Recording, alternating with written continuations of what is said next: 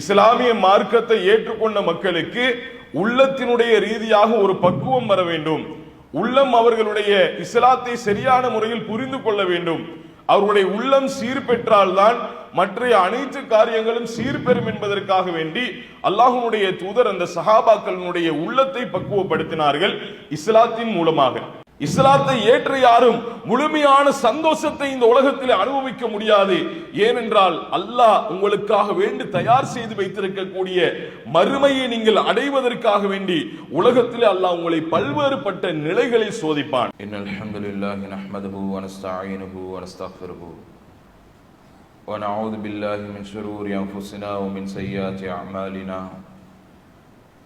من يهده الله فلا مضل له ومن يضلله فلا هادي له واشهد ان لا اله الا الله وحده لا شريك له واشهد ان محمدا عبده ورسوله اما بعد فقد قال الله تعالى في القرآن الكريم بعد اعوذ بالله من الشيطان الرجيم بسم الله الرحمن الرحيم يا أيها الناس اتقوا ربكم الذي خلقكم من نفس واحدة وخلق منها زوجها وبث منهما رجالا كثيرا ونساء واتقوا الله الذي تساءلون به والأرحام إن الله كان عليكم رقيبا وقال تعالى أيضا يا أيها الذين آمنوا اتقوا الله وقولوا قولا سديدا يصلح لكم أعمالكم ويغفر لكم ذنوبكم ومن يطع الله ورسوله فقد فاز فوزا عظيما وقال تعالى أيضا يا أيها الذين آمنوا اتقوا الله حق تقاته ولا تموتن إلا وأنتم مسلمون وقال نبينا صلى الله عليه وسلم فإن أصدق الحديث كتاب الله وأحسن الهدي هدي محمد صلى الله عليه وسلم وشر الأمور محدثاتها وكل محدثة بدعة وكل بدعة ضلالة وكل ضلالة في النار. அளவற்ற அருளாளனும் நிகரற்ற அன்புடையோனுமாகிய அல்லாஹுவின் திருப்பெயரால் ஆரம்பம் செய்கிறேன். அவனுடைய சாந்தியும் சமாதானமும் அமைதியும் கிருபையும் எம் உயிரிலும் மேலான சத்திய தூதர் நபிகள் நாயகம் ஸல்லல்லாஹு அலைஹி வஸல்லம் அன்னவர்களின் மீதும் அன்னவர்களின் வாழ்க்கை வழிமுறைகளை பின்தொடர்ந்த சஹாபாக்கள் சஹாபிய பெண்மணிகள் வாழ்ந்து மரணித்தோர் வாழ்ந்து கொண்டிருக்கும் நல்லோர்கள் அனைவர்களின் மீதும் என்றென்றும் நின்று நிலவட்டுமாக. அல்லாஹ்வுடைய அருட்பெரும் கிருபையினால் புனித வெள்ளிக்கிழமையுடைய தினத்தை நாம் அடைந்து ஜும்மாவினுடைய கடமையை நிறைவேற்றுவதற்காக வேண்டி இந்த இடத்திலே ஒன்று குழுமி இருக்கிறோம். இந்த நல்ல சந்தர்ப்பத்திலே உளவியல் பக்குவத்தை வழங்கும் இஸ்லாம் என்ற தலைப்பினூடாக கண்டிப்பாக நாம் தெரிந்திருக்க வேண்டிய நம்முடைய உள்ளத்தை பக்குவப்படுத்தக்கூடிய வழிமுறைகளை இன்றைய தினம் நாங்கள் அறிந்து கொள்ள இருக்கிறோம். நாம் வாழக்கூடிய இந்த உலகத்தில் பல்லாயிரக்கணக்கான மத கோட்பாடுகளும் கடவுள் சிந்தனைகளும் இருக்கக்கூடிய நிலைகளை நாங்கள் அவதானிக்கின்றோம். கிட்டத்தட்ட 4300க்கு மேற்பட்ட மத சிந்தனைகளும் கொள்கை கோட்பாடுகளும் கடவுள் சார்ந்த சிந்தனைகளும் மக்களுக்கு மத்தியில் கடைபிடித்து வரக்கூடிய நிலைகளை அவதானிக்க கிடைக்கிறது. இப்படியான விடயத்தில் ஒரு 4-5 மதங்களை மாத்திரம்தான் நாங்கள் உலகத்தில் தெரிந்து வைத்திருக்கிறோம். அதனுடைய சிந்தனைகள் சம்பந்தமாக நாங்கள் அறிகின்றோம். அது சம்பந்தமான பிரச்சாரங்களை செய்து கொண்டிருக்கிறோம். இப்படியான ஒரு நிலையில் நம்முடைய வாழ்வு அமைந்திருக்கின்றது. இப்படியான சந்தர்ப்பத்தில் இப்படி 4300க்கு மேற்பட்ட மத சிந்தனைகள் இருந்தாலும் கடவுள் கொள்கை கோட்பாடுகள் இருந்தாலும் இந்த உலகத்தில் மனிதர்கள் தனக்கான ஒரு சோதனையை சந்திக்கக்கூடிய நேரத்தில், தனக்கான ஒரு இழப்புகளை உலகத்தில் சந்திக்கக்கூடிய நேரத்தில் அந்த இறை நம்பிக்கையிலும் தான் எதை ஏற்றுக்கொண்டிருக்கிறோமோ அந்த கடவுள் கொள்கையை விட்டு தூரமாக கூடிய நிலைகளை அவதானிக்க கிடைக்கிறது. இதில் இஸ்லாமிய சமுதாயத்திலும் விதிவிலக்கு கிடையாது. இருந்தாலும் இஸ்லாமிய மார்க்கம் இப்படியான ஒரு மத கோட்பாடுகளை கடவுள் கொள்கைகளை விட்டு ஒரு வித்தியாசமான ஒரு மார்க்கமாக இஸ்லாம் காணப்படுகிறது. ஏனென்று சொன்னால் இஸ்லாமிய மார்க்கம் என்பது ஏனைய மதங்கள் சொல்லக்கூடிய கொள்கை கோட்பாடை விட இஸ்லாம் சொல்லக்கூடிய கொள்கை கோட்பாடுகள் மனிதனுடைய உள்ளத்திலே ஆழமான முறையிலே பதிந்து மனிதர்கள் இதுதான் இஸ்லாம் என்பதை உணர்ந்து கொண்டு இவ்வாறுதான் நம்முடைய உலக வாழ்க்கை இருக்கும் என்பதை தெரிந்து கொண்டு மக்கள் தன்னுடைய வாழ்க்கையை இறுதி வரைக்கும் இறை நம்பிக்கையோடு கடைபிடிப்பதற்கு பல்வேறுபட்ட வழிகாட்டுதல்களை இஸ்லாம் நமக்கு கற்றுத் தருகிறது. நபிகள் நாயகம் ஸல்லல்லாஹு அலைஹி வஸல்லம் அவர்கள் இந்த உலகத்தில் இஸ்லாமிய மார்க்கத்தை ஆரம்பத்தில் சொல்லக்கூடிய நேரத்தில் ரசூல் ஸல்லல்லாஹு அலைஹி வஸல்லம் அவர்களிடத்தில் வந்து இஸ்லாத்தை ஏற்றுக்கொண்ட ஒரு சொற்பமான இஸ்லாமிய சமூகத்துக்கு மத்தியில் உளவியல் பக்குவத்தை அல்லாஹ்வுடைய தூதர் என்ன செய்தார்கள், கொடுத்தார்கள். அல்லாஹ்வுடைய தூதர் சாதாரணமான முறையில் இஸ்லாத்தை சொல்லவில்லை. நபிகள் நாயகம் ஸல்லல்லாஹு அலைஹி வஸல்லம் அவர்கள் இஸ்லாத்தை சொல்லக்கூடிய நேரத்தில் இஸ்லாமிய மார்க்கத்தை ஏற்றுக்கொண்ட மக்களுக்கு உள்ளத்தினுடைய ரீதியாக ஒரு பக்குவம் வர வேண்டும். உள்ளம் அவர்களுடைய இஸ்லாத்தை சரியான முறையில் புரிந்து கொள்ள வேண்டும். அவருடைய உள்ளம் சீர்பெற்றால்தான் மற்ற அனைத்து காரியங்களும் சீர்பெறும் என்பதற்காக வேண்டி அல்லாஹ்வுடைய தூதர் அந்த சஹாபாக்களுடைய உள்ளத்தை பக்குவப்படுத்தினார்கள் இஸ்லாத்தின் மூலமாக. நபிகள் நாயகம் ஸல்லல்லாஹு அலைஹி வஸல்லம் இடத்தில் வந்து பல சஹாபாக்கள் இஸ்லாத்தை ஏற்றுக்கொண்டார்கள். ரசூலுல்லாஹ்வுடைய காலத்துல இஸ்லாத்தை ஏற்றுக்கொண்ட மக்கள்ல அதிகமான பேர்கள் பலகீனமானவர்களாக, அடிமையாக இருந்தவர்கள், சமுதாயத்துல மதிக்கப்படாதவர்கள், ஏழைகள் தான் வந்து ஆரம்பத்தில் என்ன செஞ்சாங்க, இஸ்லாத்தை ஏற்றுக்கொண்டார்கள். சிறுவர்கள் உட்பட எல்லோருமே சமூகத்துல பலகீனமான நிலையில் இருந்தவர்கள் தான் இஸ்லாத்தை என்ன செய்யறாங்க, ஏற்றுக்கொள்றாங்க. அல்லாஹ்வுடைய தூதரிடத்தில் அவ்வாறு இஸ்லாத்தை ஏற்றுக்கொண்டவர்கள்ல ஹப்பாப் இப்னு அரத் ரலியல்லாஹு தஆலா அவர்கள் மிக முக்கியத்துவம் வாய்ந்த வரலாற்றுக்கு சொந்தக்காரர். அதே மாதிரி பிலால் இப்னு ரபாஹ் ரலியல்லாஹு தஆலா அவர்கள் மிக முக்கியமான வரலாற்றுக்கு சொந்தக்காரர்கள் அவர்கள். ஏனென்று சொன்னா இப்படியான சஹாபாக்கள் வந்துட்டு அல்லாஹ்வுடைய தூதரிடத்தில் இஸ்லாத்தை ஏற்றுக்கொள்ளக்கூடிய நேரத்தில் நபிகள் நாயகம் ஸல்லல்லாஹு அலைஹி வஸல்லம் அவர்கள் தன்னுடைய வாழ்க்கையை என்ன செய்யறாங்க, அந்த சஹாபாக்களுக்கு முன்னுதாரணமாக காட்டுறாங்க. ரசூலுல்லாஹ்வுடைய வாழ்க்கை எப்படி இருந்தது, இஸ்லாத்தை சொல்றதுக்கு முன்னால நபிகள் நாயகம் ஸல்லல்லாஹு அலைஹி வஸல்லம் அவர்களை அந்த சமுதாய மக்கள் தலைக்கு மேல் தூக்கி வைத்து கொண்டாடினார்கள். ரசூலுல்லாஹ்வுடைய அந்த நிலையை நாங்க அவதானிக்கக்கூடிய நேரத்தில் அல் அமீன் என்று சொல்லக்கூடிய நம்பிக்கையாளர் என்று சொல்லக்கூடிய பட்டத்தை ரசூலுல்லாஹ்வுக்கு கொடுத்தாங்க. அசாதிக் என்று சொல்லக்கூடிய உண்மையை மாத்திரம்தான் இவர் பேசுவார், இவர் பொய் பேசக்கூடிய ஒரு நபர் கிடையாது என்று சொல்லக்கூடிய அந்த பட்டத்தை ரசூல் ஸல்லல்லாஹு அலைஹி வஸல்லம் அவர்களுக்கு வழங்கினார்கள்.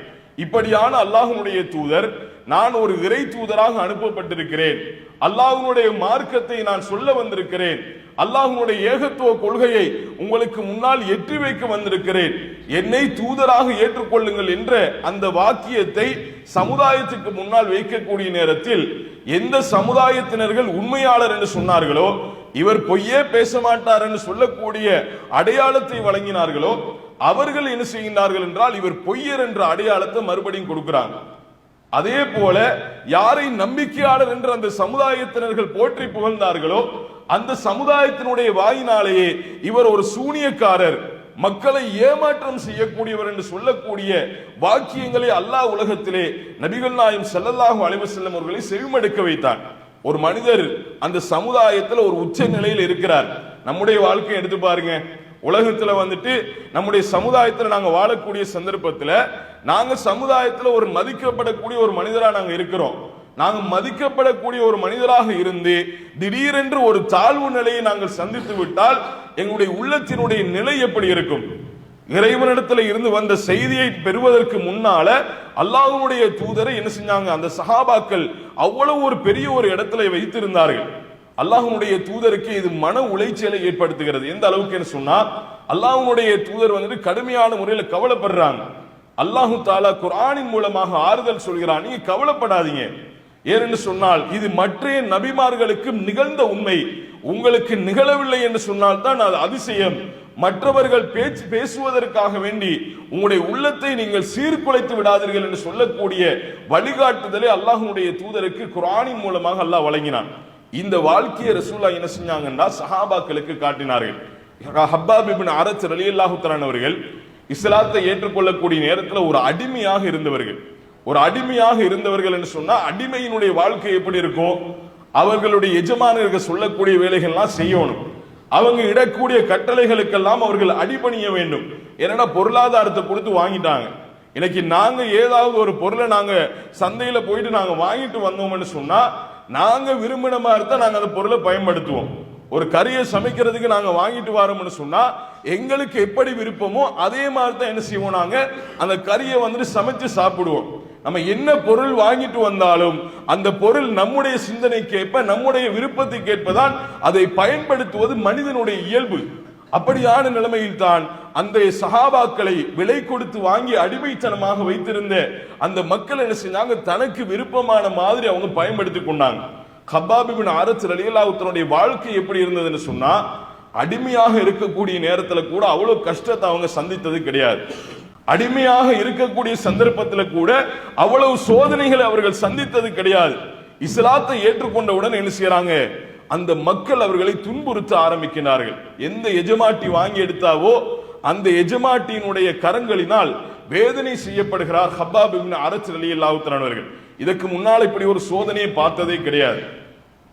அடிமையான வாழ்க்கை வாழ்ந்தாலும் இப்படியான ஒரு சோதனை அவர்கள் சந்தித்தது கிடையாது. கொள்ளர் வேலை செய்து கொண்டிருந்த கப்பாப் இப்னு அரத் ரலியல்லாஹு தஆலா அவர்களுக்கு பழுக்க காய்ச்சிய இரும்பினால் அவர்களுக்கு சூடு போடப்படுகின்றது. அது மாத்திரம் கிடையாது, சுடு மணல்ல என்ன செய்வாங்க, கப்பாப் இப்னு அரத் ரலியல்லாஹு தஆலா அவர்களை படுக்க வைப்பார்கள். சாதாரணமான சுடு மணல் என்று சொன்னா பிரச்சனை கிடையாது. அவர்களுடைய வேர்வை சிந்த சிந்த மணல் என்ன செய்துவிடும், அந்த மணல் ஈரத்தன்மையாக மாறிவிடும். அவங்களுக்கு சூடு குறைய ஆரம்பித்து விடும். ஆனால் அந்த சூடு குறைந்து விடக் கூடாது என்பதற்காக வேண்டி கப்பாப் இப்னு அரத் ரலியல்லாஹு தஆலா வாங்கிய அந்த எஜமானர் என்ன செய்கிறார் சொன்னால், இரும்பு கவசங்களை அணிவித்து அவ்வளவு பெரிய ஒரு பாலைவன வெயிலில் என்ன செய்யறாங்க, படுக்க வைக்கிறாங்க. இரும்பு சூடாக சூடாக அவருடைய உடல்ல இருக்கக்கூடிய அந்த தசைகள் எல்லாம் சுருங்க ஆரம்பிக்கின்றது. அந்த இடமெல்லாம் காய்ச்சிப்பட ஆரம்பிக்கின்றது. இவ்வளவு பெரிய ஒரு கஷ்டத்தை சுமந்து கொண்டு இப்படியான வேதனைகளை சுமந்து கொண்டு ரசூலுல்லாஹ் இடத்துல போறாங்க. அல்லாஹ்வுடைய தூதரே எங்களுக்காக வேண்டி பிரார்த்தனை செய்யுங்க. வேற எதையும் கேட்டு போகல. ரசூல் ஸல்லல்லாஹு அலைஹி வஸல்லம் இடத்துல என்ன கேட்டு போறாங்க, யா ரசூலல்லாஹ் ஊரை விட்டு ஓட போறோம், எங்களுக்கு அனுமதி தாங்கன்னு கேட்டாங்களா? கிடையாது.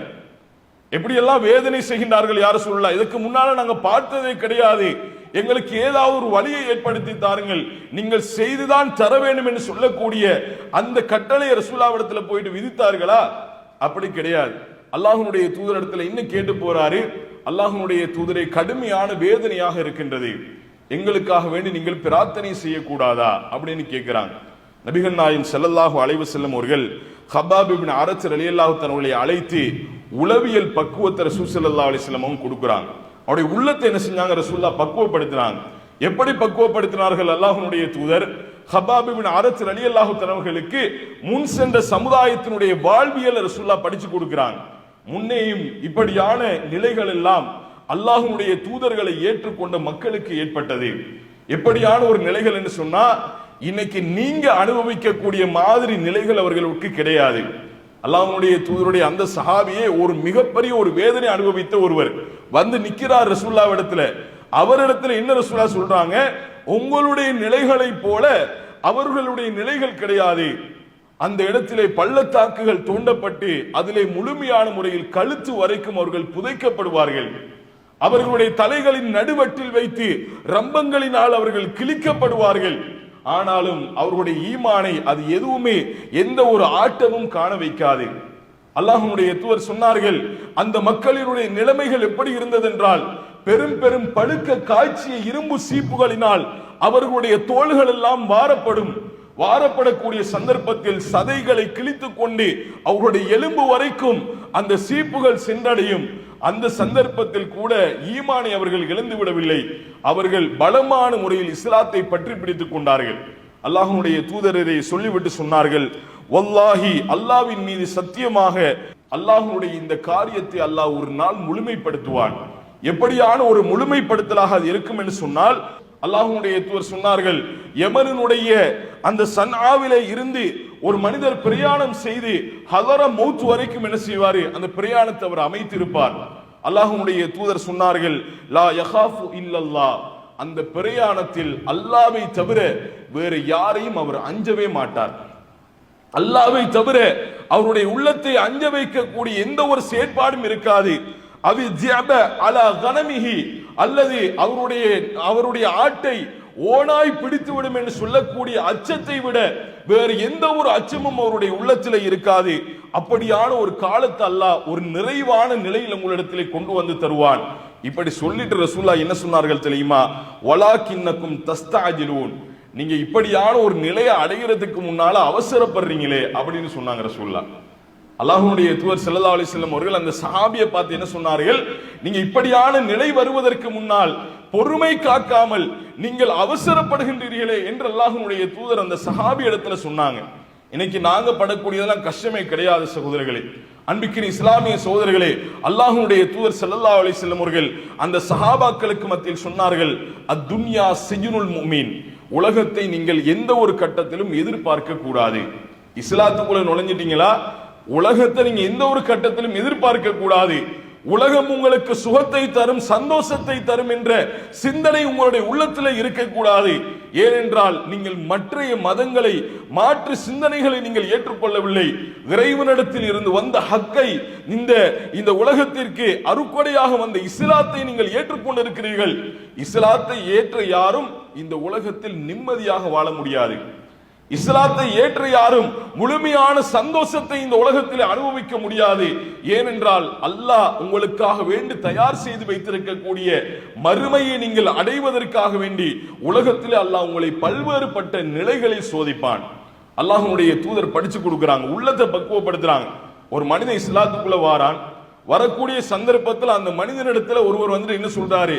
உங்களுக்கு எப்பயுமே சுகம்தான் கிடைக்கும், சந்தோஷம் தான் இருக்கும், அல்லாஹ்வை நீங்க சார்ந்திருக்கிறீங்க, ஐவேளை நீங்க தொழுவுறீங்க, ரமலானுடைய மாசத்துல நோன்பு பிடிக்கிறீங்க, இப்படியான ஒரு நிலையில நீங்க இருக்கக்கூடிய சந்தர்ப்பத்துல அல்லாஹ் உங்களை கைவிடவே மாட்டான், அல்லாஹு தஆலா உங்களை சோதிக்கவே மாட்டான், உங்களுக்கு இன்பத்தை தவிர துன்பம் என்று சொல்லக்கூடிய வாசனை உங்களுக்கு வராது என்று இஸ்லாத்திற்குள் அந்த சமூகத்தை அல்லாஹ்வுடைய தூதர் எடுத்திருந்தார்கள் என்று சொன்னால், நபிகள் நாயகம் ஸல்லல்லாஹு அலைஹி வஸல்லம் உடைய சஹாபாக்கள் என்றோ இஸ்லாத்தை விட்டு சென்றிருப்பார்கள். அல்லாஹ்வுடைய தூதர் எந்த அளவுக்கு இஸ்லாத்துக்குள் நுழையக்கூடிய நேரத்தில் உளவியல் பக்குவத்தை கொடுக்கிறார்கள் என்றால், அத்துன்யா சிஜ்னுல் முஃமின், இந்த உலகம் என்பது உங்களுக்கு சிறைச்சாலையை போன்று இருக்கும். ஒரு கட்டுப்பாடான ஒரு வாழ்க்கை தான் உங்களுக்கு இந்த உலகத்துல. இந்த உலகம் என்பது உங்களுக்கு ஒரு கட்டுப்பாடான வாழ்க்கை. இது அல்லாஹ்வுடைய தூதர் மாத்திரம் கற்றுக் கொடுக்கவில்லை, அல்லாஹ்வுடைய குர்ஆனிலும் இதே விடயத்தை தான் அல்லாஹ் தஆலா கற்றுக் கொடுக்கிறான். எந்த அளவுக்கு அல்லாஹ் தஆலா சொல்கிறான், குல்லு நஃப்ஸின் ஸாயிகத்துல் மௌத், இந்த உலகத்திலே இருக்கக்கூடிய ஒவ்வொரு ஆத்மாக்களும் நிச்சயமாக ஒரு நாள் மரணத்தை சந்திக்கும். இப்படி சொல்லிவிட்டு அல்லாஹ் தஆலா குர்ஆனிலே சொல்கிறான், நீங்கள் மறுபடியும் எங்களிடத்தில் கொண்டு வரப்படுவீர்கள். மரணத்தை அடைஞ்சு நீங்க என்ன செய்வீங்க? எங்களிடத்துல மறுபடியும் நீங்கள் கொண்டு வரப்படுவீர்கள். அந்த கொண்டு வரப்படுவதற்கு முன்னால் இந்த உலகத்தினுடைய வாழ்க்கை உங்களுக்கு எப்படி இருக்கும் என்றால், இந்த உலகத்தில் நலவை கொண்டும் உங்களை சோதிப்போம், அதே மாதிரி கெடுதியான தீமையை கொண்டும் உங்களை நாங்கள் சோதிப்போம். அப்படியான சோதனை நீங்க சந்திக்காமல் நீங்கள் இலகுவாக எங்களிடத்திலே கொண்டு வரப்பட மாட்டீர்கள் என்ற உளவியல் பக்குவத்தை அல்லாஹு தஆலா ஒவ்வொரு இஸ்லாமியர்களுடைய உள்ளத்திலேயும் ஆழமான முறையில் பதிய வைக்க சொல்கிறார். ரசூல் ஸல்லல்லாஹு அலைஹி வஸல்லம் அவர்கள் இதைத்தான் சஹாபாக்களுக்கு கற்றுக் கொடுத்தார்கள். ரசூலுல்லாஹ்வுடைய ஒரு செய்தியை உஸாமத் இப்னு ஸைத் ரலியல்லாஹு தஆலா அவர்கள் சொல்கின்றார்கள். ரசூலுல்லாஹ்வோட ஒரு நாள் என்ன செய்யறாங்க? சஹாபாக்கள் உட்கார்ந்து இருக்கிறாங்க. உஸாமா ரலியல்லாஹு தஆலா அவர்கள், சாத் இப்னு உபாதா ரலியல்லாஹு தஆலா அவர்கள், உபை இப்னு கஅப் ரலியல்லாஹு தஆலா அவர்கள், முஆத் இப்னு ஜபல் ரலியல்லாஹு தஆலா அவர்கள் என்ன செய்யறாங்க? உட்கார்ந்து பேசிக் கொண்டிருக்கிறாங்க. ரசூலுல்லாஹ்வோட சேர்ந்து ஒரு 5 பேர் என்ன செய்யறாங்க? அந்த சபையில் இருக்கிறாங்க.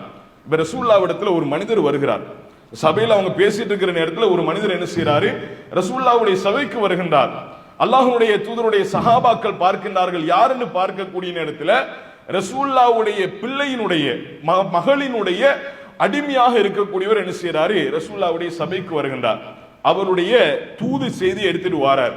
என்ன தூது செய்தி? அல்லாஹ்வுடைய தூதர் வந்த அந்த நபரிடத்துல என்ன செய்யறாங்க? விசாரிக்கிறாங்க, என்னதுக்காக வேண்டி வந்தீங்க? அப்ப அல்லாஹ்வுடைய தூதருக்கு பதில் சொல்லப்படுகிறது, அல்லாஹ்வுடைய தூதரே, உங்களுடைய மகளினுடைய மகன் இருக்கிறாரே, அவர் உயிர் போகக்கூடிய தருணத்திலே இருக்கிறார், அவர் உயிர் பிரியக்கூடிய தருணத்திலே இருக்கிறார் யா ரசூலல்லாஹ். அல்லாஹ்வுடைய தூதரே, உங்களை உடனடியாக உங்களுடைய மகள் அழைத்து வரும்படி என்ன செஞ்சிருக்கிறாங்க? கட்டளையிட்டு இருக்கிறாங்க. ரசூலுல்லாஹ்விடத்தில் இந்த செய்தி எடுத்து வைக்கப்படுகிறது. இன்னைக்கு நம்முடைய நிலையை இந்த இடத்துல வைத்து நாங்கள் சிந்தித்து பார்க்க வேண்டும் சகோதரர்களே. இன்னைக்கு ஒரு மனிதனுக்கு தன்னுடைய பிள்ளைகள் என்று சொன்னா ஒரு அலாதி பிரியம் இருக்கும். அவர்களை அதிகமான வளர்த்தெடுப்பதற்கு ஒரு பெரிய பங்குதாரர்கள் என்று சொன்னால் அந்த நிலையில் இருக்கக்கூடியவர்களை குறிக்கும். அப்படியான ஒரு நிலையில தான் என்ன செய்வோம், எங்களுடைய பேரன் பேத்திகளின் மீது நாங்க அதிகமான முறையில பாசங்கள் செலுத்தக்கூடியவர்களாக இருப்போம். அல்லாஹ்வுடைய தூதரிடத்தில் இந்த செய்தி எடுத்து வைக்கப்பட்ட உடனேயே அன்பிற்கு மிக பேர் போன அல்லாஹ்வுடைய தூதர் ஸல்லல்லாஹு அலைஹி வஸல்லம் அவர்கள் யாரும் அரவணைக்காத மக்களை கூட தன்னோடு அரவணைத்துக் கொண்டு அல்லாஹ்வுடைய தூதர் ஸல்லல்லாஹு அலைஹி வஸல்லம் அவர்கள் தன்னுடைய நஃப்ஸை கட்டுப்படுத்திக் கொண்டு தன்னுடைய மகளினுடைய நஃப்ஸை எந்த அளவுக்கு அல்லாஹ்வுடைய தூதர் உளவியல் ரீதியாக பக்குவப்படுத்தி அனுப்பினார்கள் என்று சொன்னால், வந்த நபரிடத்திலே சொன்னார்கள் அல்லாஹ்வுடைய தூதர் அவர்கள், லில்லாஹி மா அஹத வலில்லாஹி மா ஆதா, அல்லாஹ் எடுத்துக்கொண்டதும் அல்லாஹ் கொடுத்ததும் அல்லாஹ்வுக்குரியது. ரசூலுல்லாஹ்வுடைய வார்த்தைகளை பாருங்கள் அன்பிற்கின் இஸ்லாமிய சகோதரர்களே. இதை சொல்லிவிட்டு அல்லாஹ்வுடைய தூதர் ஒரு மிக முக்கியமான ஒரு உளவியல் பாடத்தை அந்த நபரிடத்திலே அல்லாஹ்வுடைய தூதர் செய்தியாக சொல்லி அனுப்புறாங்க. எப்படி சொல்லி அனுப்புகின்றார்கள்? குல்லும்பி அஜல், என்னுடைய மகளிடத்திலே போய் சொல்லுங்கள், இந்த உலகத்தில் வழங்கப்பட்ட ஒவ்வொன்றுக்கும் ஒவ்வொரு தவணை இருக்கிறது. இந்த வார்த்தை நீங்க நன்றாக என்ன செய்யுங்க, உங்களுடைய உள்ளத்தில் ஆழமான முறையில் பதிய வைத்துக் கொள்ளுங்கள். இன்னைக்கு செல்வ செழிப்போடு நாங்கள் வாழ முடியும். இந்த உலகத்திலே நாங்கள் வேண்டியதை உலகத்தில் அனுபவிக்க முடியும். நினைத்ததை எல்லாம் நாங்கள் உலகத்திலே உணவாக நாங்கள் உட்கொள்ள முடியும். நினைத்த நபர்களோடு எங்களுடைய உறவு பாராட்டல்களை நாங்கள் வைத்துக் கொள்ள முடியும். அல்லாஹு தாலா சொல்கின்றான், அல்லாஹ்வுடைய தூதர் நமக்கு வழிகாட்டுகின்றார்கள், இந்த உலகத்தில் உங்களுக்கு கிடைக்கக்கூடிய ஒவ்வொன்றிற்கும் ஒவ்வொரு அஜல் இருக்கின்றது, ஒவ்வொரு தவணை இருக்கின்றது. உங்களுக்கு கிடைச்சதெல்லாம் நீங்க நிரந்தரமாக அனுபவித்து விடலாம் என்று நீங்கள் நினைத்து விடாதீர்கள். ஒரு மனிதர் என்ன செய்வாரு, உலகத்துல ஒரு மிகப்பெரிய ஒரு நிலையில இருப்பார் சமுதாயத்தில். திடீரென்று அல்லாஹு தாலா அவருடைய தவணை முடிந்து உடனடியாக அவரை ஒரு சமுதாயத்தில் தாழ்வு நிலைக்கு கொண்டு வந்து விடுவான். உலகத்தில் எத்தனையோ சுவண்டிகளை ஒரு மனிதர் அனுபவித்துக் கொண்டிருப்பார். அவருக்கு உண்பதற்கு உணவில்லாத நிலைகளை கூட அல்லாஹ் உலகத்தில் ஏற்படுத்துவான். ஏனென்றால் அவருடைய ரிஸ்கினுடைய தவணை அவருக்கு முடிவடைந்து விட்டது. அதற்கு பின்னால் அல்லாஹ் அளந்ததை தான் அவருக்கு கொடுக்க ஆரம்பிப்பான். இப்படி ஒவ்வொரு மனிதர்களும் ஒவ்வொரு விஷயங்களிலேயும் எனக்காக வழங்கப்பட்ட ஒவ்வொரு விஷயங்களிலும் அல்லாஹ் ஒரு அஜலை ஏற்படுத்தி வைத்திருக்கிறான் என்று சொல்லக்கூடிய ஒரு உளவியல் பக்குவத்தை நாங்கள் எங்களுடைய உள்ளத்தில் விதைத்தோம் என்று சொன்னால், எங்களிடத்தில் இருந்து எதை நாங்கள் இழந்தாலும், எப்படியான ஒரு சந்தர்ப்பத்தை நாங்கள் சந்திக்க நேர்ந்தாலும், எவ்வளவு பெரிய சோதனைகளை அல்லாஹ் உலகத்திலே நமக்கு ஏற்படுத்தினாலும் எங்களுடைய உள்ளங்கள் ஈமானுடைய விஷயத்திலே தடன் பொருளாது. அல்லாஹ்வை பற்றிய நல்லெண்ணம் தான் மேலோங்குமே தவிர ஈமானுடைய அதிகரிப்பு தான் ஏற்படுமே தவிர எந்த ஒரு கட்டத்திலும் அல்லாஹ்வுடைய மார்க்கம் எனக்கு இதை சொன்னது, இதைத்தான் தந்திருக்கிறது, இவ்வாறு வாழ்வேன் என்று சொல்லக்கூடிய வாக்குறுதியை தந்தது, இப்படியான முறையில் என்னை தாழ்த்தி விட்டது என்று ஈமானை இழக்கக்கூடிய எந்த ஒரு வார்த்தைகளையும் மனிதர்கள் பிரயோகிக்க மாட்டார்கள். அப்ப நாங்க எங்களுடைய வாழ்க்கையில ஒவ்வொருவரும் ஒவ்வொரு அஜல் இருக்கிறது என்பதை நாங்க என்ன செய்யணும், உள்ளத்தில் ஆழமான முறையில் பதிய வைத்துக் கொள்ள வேண்டும். இதை நபிகள் நாயகம் ஸல்லல்லாஹு அலைஹி வஸல்லம் அவர்கள் தன்னுடைய மகளுக்கு அந்த தூதுவரின் மூலமாக செய்தி சொல்லி அனுப்புகின்றார்கள். சொல்லி அனுப்பக்கூடிய நேரத்தில் ரசூலுல்லாஹ் என்ன சொல்கின்றார்கள் தெரியுமா? ஃபல் தஸ்பிர், நீங்கள் பொறுமை காருங்கள், அதே மாதிரி நீங்கள் அல்லாஹ்விடத்தில் நன்மை எதிர்பாருங்கள் என்று சொல்லக்கூடிய வார்த்தையை ரசூலுல்லாஹ் சொல்லி அனுப்புறாங்க. அல்லாஹ்வுடைய தூதர் ஸல்லல்லாஹு அலைஹி வஸல்லம் அவர்கள் அந்த அளவுக்கு சஹாபாக்களை எல்லா கட்டத்திலும் உளவியல் ரீதியாக இஸ்லாத்தை கொடுத்து, இஸ்லாம் என்றால் இதுதான் என்பதை தெளிவுபடுத்தி அந்த மக்களை உலகத்திலே சீரான முறையில் வாழ வைத்தார்கள். எந்த ஒரு கட்டத்திலும் அந்த சஹாபாக்கள் எப்படியான சோதனைகள் வந்த சந்தர்ப்பத்திலும் அவர்கள் தடம் புரளவில்லை. ரசூலுல்லாஹ்வுடைய காலத்தில் இன்னும் ஒரு சம்பவம் நடக்கிறது. அன்பிற்கின இஸ்லாமிய சோதரிகளை பல தடவைகள் நீங்கள் கேட்ட சம்பவம். ஹிஜ்ரி 5ஆம் ஆண்டு நபிகள் நாயகம் ஸல்லல்லாஹு அலைஹி வஸல்லம் சஹாபிய சமுதாயத்தினர்கள் ஒரு போர்க்களத்தை எதிர்நோக்குகின்றார்கள். மதீனாவை சுற்றி ஒரு மிகப்பெரிய ஒரு போர் மேகம் வந்துட்டு என்ன செய்கிறது, சூழ்ந்து கொள்கிறது. நபிகள் நாயகம் ஸல்லல்லாஹு அலைஹி வஸல்லம் சஹாபாக்கள் ஹந்தக் என்று சொல்லக்கூடிய அகல் யுத்தத்துக்கு என்ன செய்யறாங்க, தயாராகின்றார்கள். எந்த அளவுக்கு என்று சொன்னா, சஹாபாக்களை எதிர்ப்பதற்காக வேண்டி ஒட்டுமொத்த எதிரிகளினுடைய படைகளும் திரை சூழ்ந்து என்ன செய்கிறது, மதீனாவை சுற்றி வளைக்கின்றது. கிட்டத்தட்ட வரலாறுகள் சொல்கின்றார்கள் 10,000க்கும் மேற்பட்ட எதிரிகளை வெறும் 3000 நபர்கள் கொண்ட சஹாபாக்கள் கூட்டம் என்ன செய்கிறது, எதிர்நோக்குகின்றது.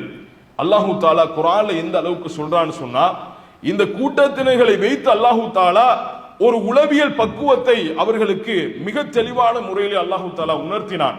எந்த அளவுக்கு என்று சொன்னால் வைது யகூலுல் முனாஃபிகூன வல்லதீன ஃபீ குலூபிஹிம் மரதுன் மா வஅதனல்லாஹு வ ரசூலுஹு இல்லா குரூரா. யாரெல்லாம் உள்ளத்திலே நோய்வாய்ப்பட்டிருந்தார்களோ அவர்களும், யாரெல்லாம் முனாஃபிக்குகளாக இஸ்லாத்தை அழிக்க வேண்டும் என்ற நோக்கத்திலே இருந்தார்களோ அவர்களும், அந்த கூட்டத்தினர்கள் சஹாபாக்களை எதிர்நோக்கி வரக்கூடிய நேரத்திலே அந்த சபைகளை குழப்ப ஆரம்பித்தார்கள். எப்படி குழப்பினார்கள் தெரியுமா? இதான் உங்களுடைய அல்லாஹ்வும் அல்லாஹ்வுடைய தூதரும் உங்களுக்கு அளித்த வாக்குறுதி. இப்படியான ஒரு அழிவை தான் நீங்கள் சந்திக்க போகின்றீர்கள். இதைத்தானா உங்களுடைய தூதரும் உங்களுடைய அல்லாஹ்வும் உங்களுக்கு வாக்களித்திருக்கிறான் என்று சொல்லக்கூடிய வதந்தியை போடுறாங்க.